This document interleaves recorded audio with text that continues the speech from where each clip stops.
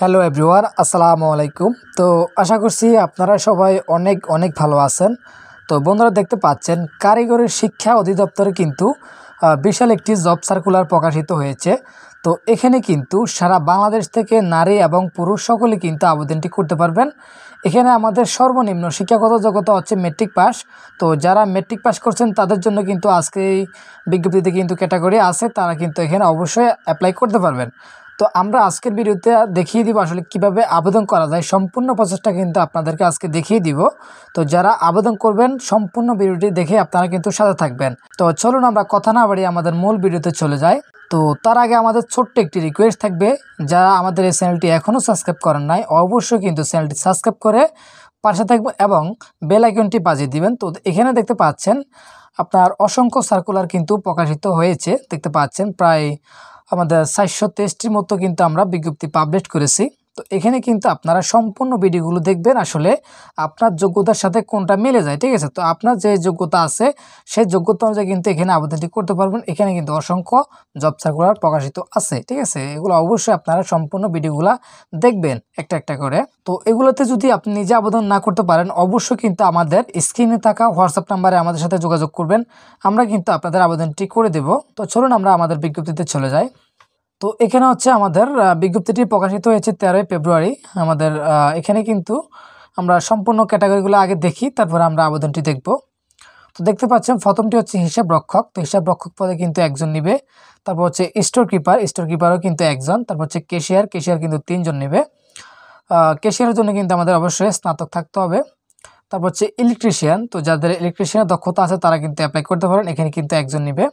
আর এখানে কিন্তু পাশাপাশি শিক্ষাগত যোগ্যতা আছে, আপনারা এই পদগুলো দেখবেন এবং পাশাপাশি শিক্ষাগত যোগ্যতাও দেখবেন। এখান থেকে শিক্ষাগত যোগ্যতা দেখে কিন্তু আপনি আবেদন করতে যাবেন। ওকে, তো দেখতে পাচ্ছেন ওয়ার্কশপ অ্যাটেন্ডেন্ট, এখানে কিন্তু একজন নিবে।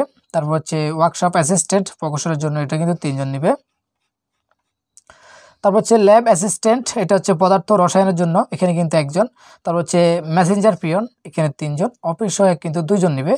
তো যারা মেট্রিক পাস করছেন তারা কিন্তু অফিস সহায়ক পদে আবেদনটি করতে পারেন।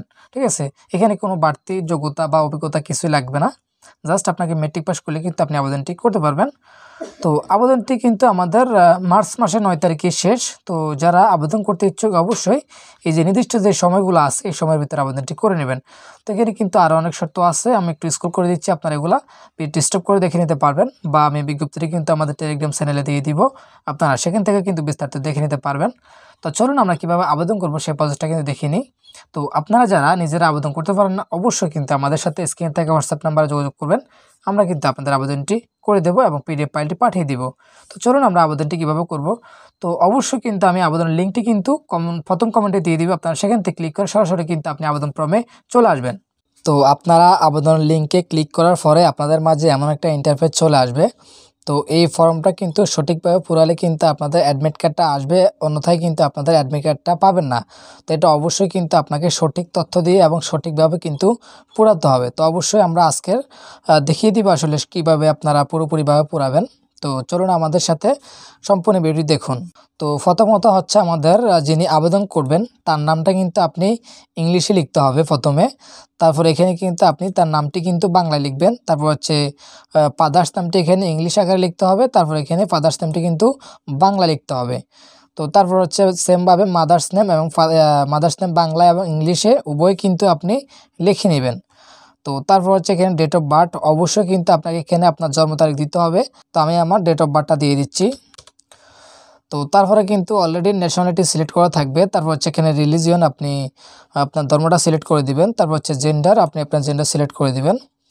তো তারপর হচ্ছে ন্যাশনাল আইডি, অবশ্যই এখানে কিন্তু আপনার ন্যাশনাল আইডি যদি থাকে তাহলে ইএস দিয়ে কিন্তু আপনি আপনার ন্যাশনাল আইডি নাম্বারটি লিখে দিতে হবে।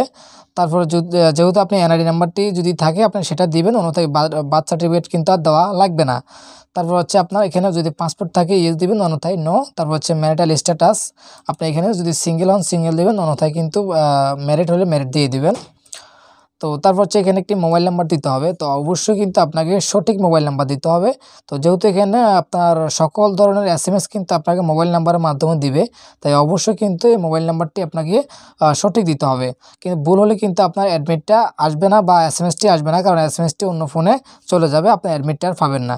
তারপর হচ্ছে এখানে নাম্বারটি ফোন নাম্বার দিয়ে কনফার্ম করে দিবেন। আর হচ্ছে এখানে অবশ্যই একটি ইমেল দিতে হবে।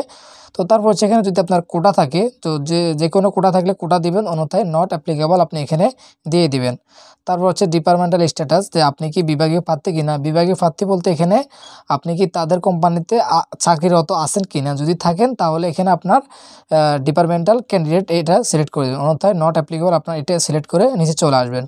তো তারপর হচ্ছে এখানে আপনার যে কেয়ার অফ, তো এখানে কিন্তু আপনার ফ্যামিলি কর্তার নামটি দিবেন। তারপর হচ্ছে এখানে গ্রামের নামটি দিবেন। তারপর আপনার ডিস্ট্রিক্ট সিলেক্ট করে দিতে হবে এখানে। তারপর হচ্ছে এখানে উপজেলা সিলেক্ট করে দিবেন। তারপর হচ্ছে আমাদের পোস্ট অফিসের নামটি লিখতে হবে এবং পোস্ট কোডটি লিখে দিতে হবে। তো এগুলাই লেখা শেষ হলে কিন্তু আপনার যদি বর্তমান ঠিকানা এবং স্থায়ী ঠিকানা একই হয়, তাহলে আপনি এখানে ক্লিক করে দিবেন, কিন্তু আর দ্বিতীয়বার লেখা প্রয়োজন নেই। ঠিক আছে, আপনি একবার লিখলে এখানে ক্লিক করে দিলে এখানে অটো চলে আসবে। তো তারপরে যে কাজটি করতে হবে আপনাদেরকে, এখানে কিন্তু আপনার প্রথমত হচ্ছে মেট্রিক পাস, আমি যে পদটাতে আবেদন করতেছি এটা হচ্ছে আপনার সর্বনিম্ন মেট্রিক পাস লাগবে। তো এখানে কিন্তু আপনাকে অবশ্যই শিক্ষাগত যোগ্যতা দিতে হবে। তো আপনার যে লাল চিহ্ন যেগুলো, ওইগুলো অবশ্যই আপনাকে পূরণ করতে হবে। তো যদি আপনার মেট্রিক পাসের উপরেও থাকে, তাহলে এখানে ক্লিক করে মেট্রিক পাসের উপরেগুলো দিয়ে নেবেন, মানে হচ্ছে আপনার যতটুকু শিক্ষাগত যোগ্যতা আছে সবগুলা কিন্তু এখানে দিয়ে নেবেন। তো মনে রাখবেন, আপনার যদি মেট্রিক পাস যোগ্যতা চাই, যদি আপনার ইয়েসে উপরে থাকে, তাহলে কিন্তু আপনাকে অগ্রাধিকার দেওয়ার চেষ্টা করবে তারা। তো অবশ্যই কিন্তু আপনার এখানে সম্পূর্ণ যোগ্যতাটা কিন্তু দেবেন। তো তারপর আমরা একদম নিচে চলে আসব। তো নিচে এসে কিন্তু আমাদেরকে যে কাজটি করতে হবে, আমাদের যে এখানে যে কোডটি দেওয়া আছে, এই কোডটি তুলে কিন্তু আমাদেরকে এখানে ক্লিক করে সাবমিট বাটনে ক্লিক করতে হবে। তো তারপরে আপনার মাঝে কিন্তু এমন একটা ইন্টারফেস চলে আসবে যে আপনি প্রিভিউ আকার দেখতে পারবেন যে আপনি ফর্মটি পূরণ করেছেন, সেটার প্রিভিউ আকার দেখতে পারবেন। তো এখানে কিন্তু আপনি সম্পূর্ণ তথ্য দেখে নেবেন যে আসলে আপনার সম্পূর্ণ তথ্য সঠিক আছে কিনা। যদি ভুল থাকে তাহলে কিন্তু আপনার চেঞ্জ করার অপশন আছে, দেখতে পাচ্ছেন।